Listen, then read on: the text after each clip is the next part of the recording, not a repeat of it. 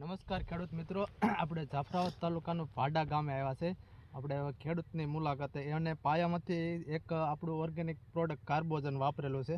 આપણે પહેલાં તેમનું નામ પૂછ્યું. તમારું નામ? પીઠાભાઈ. ગામ? ભાડા. હવે તમે આ જે કપાસ જે છે એમાં તમે પાયામાં શેનો ઉપયોગ કર્યો છો? કઈ વસ્તુનો? કાર્બનનો. તમને આ કાર્બન પાયામાં વાપર્યા પછી તમને આ વર્ષે કેવું લાગે છે વાપર્યા પછી?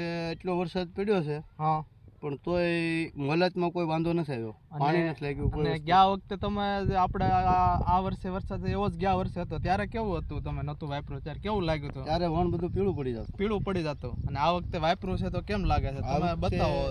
હાઈ ક્લાસ લાગે છે.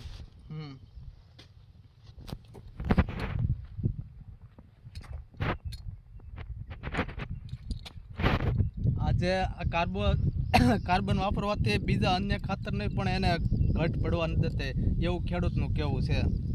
તો અન્ય ખેડૂતને તમારે કેવું હોય તો તમે શું ભલામણ કરો કે આ વપરાય કે ન વપરાય? વપરાય, કાર્બન વપરાય. હા, પાયામાં.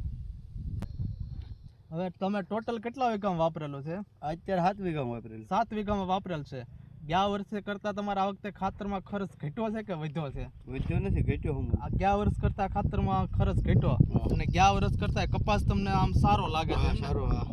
આપણે એમ ગણો ને કે 22 તારીખથી 30 તારીખ સુધી વરસાદ હતો, એ છતાંય આ તમારે કોસ્ટલ બેલ્ટની જમીન કહેવાય તોય એટલું ગ્રીનરી છે કપાસમાં. તમે જોઈ શકો છો, આપણે બધાય કોઈ પણ જાતનો પ્રોબ્લેમ નથી એમ.